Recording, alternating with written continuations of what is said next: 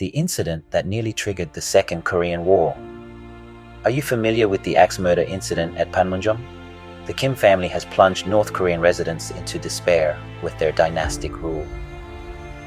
However, did you know that there was a moment after the Korean War when North Korea almost vanished from the map? It was directly related to the axe murder incident at Panmunjom that occurred in 1976. Following this incident, both North and South Korea entered a quasi-war state, and the United States brought nuclear-capable aircraft and aircraft carriers into the Korean peninsula, prepared to obliterate North Korea at a moment's notice. So, what exactly happened at this time? Today, we will explore the axe murder incident that took place over 40 years ago at Panmunjom. The year was 1973, and during the Park Chung-hee administration, inter-Korean relations had severely deteriorated. Until that time, North Korea had proposed peace talks. But suddenly, the following year, they shifted and made demands for the withdrawal of US troops, only to cease dialogue altogether shortly thereafter.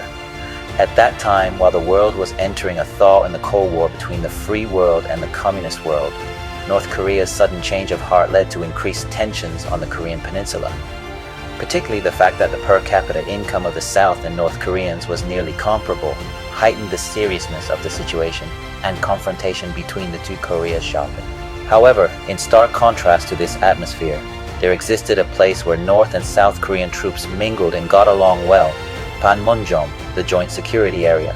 Panmunjom is located in the Paju area along the demarcation line and functioned as the almost sole communication channel between the divided North and South, facilitating inter-Korean talks. Given its significance, Panmunjom fostered a spirit of unification, allowing North and South Korean soldiers to traverse the military demarcation line freely. During holidays, soldiers from both sides would meet, drink together, and refer to each other as brother and younger brother, sharing cigarettes and chocolates. However, the atmosphere was not solely peaceful. In fact, conflict would occasionally arise between the North and South Korean soldiers.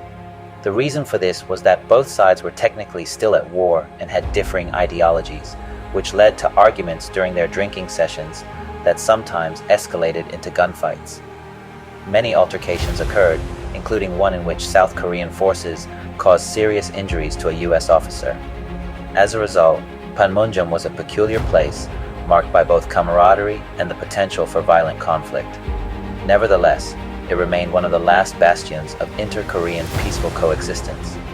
However, in this very Panmunjom, a major incident that would shake the Korean peninsula unfolded. In August 1976, during a hot summer, Panmunjom was covered in lush greenery.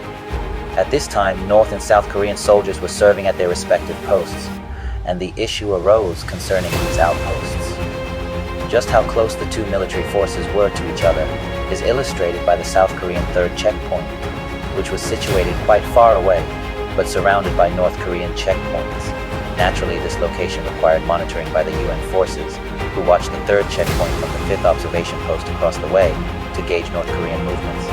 However, a problem arose one day when a mulberry tree grew between the 5th observation post and the 3rd checkpoint. As the tree grew larger, by August, it became so lush that it obstructed the view from the observation post. Consequently, the UN forces, unable to maintain surveillance due to the obstruction, decided to remove the tree and deployed 8 personnel to do so. However, while the South Korean troops were preparing to perform this task, they were suddenly approached by North Korean guards who insisted, "Do not cut down that tree, just go back." Ultimately, the UN forces retreated. Yet the tree continued to obstruct the view, prompting the UN forces to resolve to only trim the branches. On the morning of August 18th, 3 UN officers and a total of 15 personnel were dispatched to trim the tree. At this time, about 10 North Korean soldiers also arrived, and the South Korean forces communicated that they would only be trimming the branches which the North Korean officer approved. The work proceeded for about 10 minutes. However, shortly thereafter, North Korean Lieutenant Park Chol ran over and requested that the UN officers cease their work. Naturally, the UN officer questioned why the request had changed when approval had just been given, stating that they would continue their labor. In response, Lieutenant Park Chol sent a guard back to North Korean headquarters to request reinforcements. and soon over 30 North Korean soldiers rushed in. At this moment, Lieutenant Park Chol rolled up his sleeves and shouted, "Kill them!" as he struck the UN officer. The North Korean soldiers then simultaneously charged at the officers, committing acts of violence, and soon they seized the axe the UN forces had brought and began attacking the South Korean troops. The UN forces were in shock, and amidst the chaos, UN Captain Boniface was struck with an axe, and his deputy, Lieutenant Barrett, suffered an unprovoked beating. The bewildered UN forces attempted to flee, but the North Korean soldiers pursued them relentlessly, resulting in 9 personnel, including US soldiers, sustaining serious injuries. This incident marked an unprecedented event during which 2 US officers were killed. One cannot help but wonder why such acts occurred even after a request for trimming was approved. Naturally, the news of the incident sent shockwaves through the United States. An America that would not remain passive if its soldiers were killed was infuriated. Soon, Richard Stilwell, the UN commander and commander of US forces in Korea, who had been in Japan, hurriedly arrived in South Korea on the same day as the incident to convene a meeting. At that time, the United States suspected this absurd event was a calculated provocation by North Korea. The timing coincided with the US presidential election period, and they believed there was a high likelihood that North Korea had taken such actions to incite opposition to US troops in South Korea. Ultimately, fueled by this sense of outrage, the White House issued a statement condemning North Korea's actions, declaring that after the brutal murder of our American officers, any subsequent incident would be the responsibility of North Korea. Furthermore, President Park Chung-hee of South Korea recognized the gravity of the situation and was closely monitoring developments. At this point, North Korea must have instinctively realized that a major crisis was unfolding. However, in a bewildering manner, North Korea attempted to cover up the incident, and Kim Il-sung not only refused to apologize, but also distorted the situation, claiming it to be a provocation by the US military.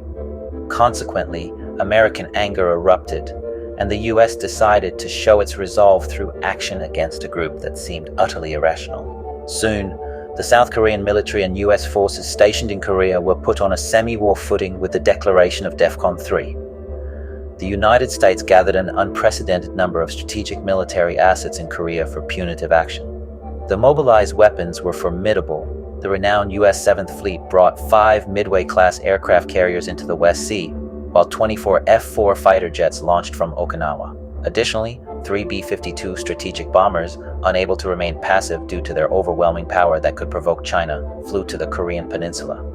Furthermore, 20 F-111 bombers capable of carrying nuclear missiles were deployed to Daegu. The US requested an augmentation of 12,000 troops, and 1,800 US Marines were dispatched to Korea. An elite army task force of 800 soldiers was organized, and self-propelled artillery and Hawk surface-to-air missile batteries were forward deployed, demonstrating a readiness for war. However, whether due to bravado or sheer madness, North Korea seemed unfazed by these developments. The entire Korean People's Army and reserve forces declared a combat-ready status and announced a semi-war footing. Thus, the Korean peninsula entered a state of maximum tension, and the US was finally set to launch operations against North Korea.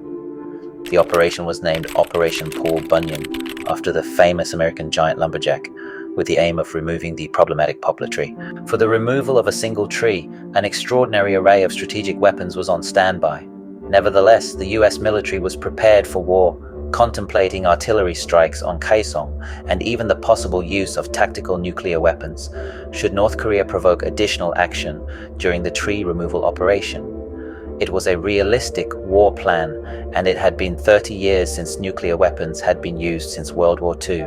In this manner, the US military was poised to deliver an ultimatum to North Korea for the operation to cut down the tree. 46 US personnel and 64 members of South Korea's 1st Airborne Special Forces were deployed, entering the Joint Security Area at Panmunjom in the early hours of August 21st.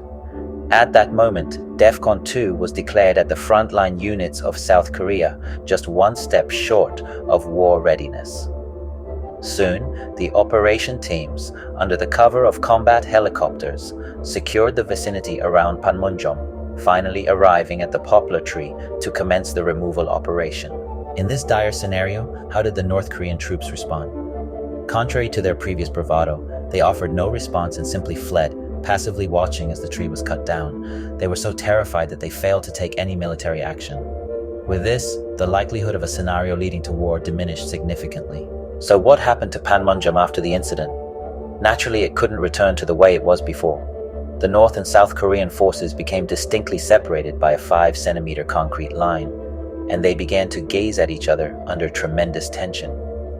If a single gunshot had been heard from the north at that time, considering the overwhelming strength of the US military deployed there, and the fact that North Korea was in a period when it could not even properly conduct nuclear development, I believe there was a high possibility that a war would have completely obliterated North Korea.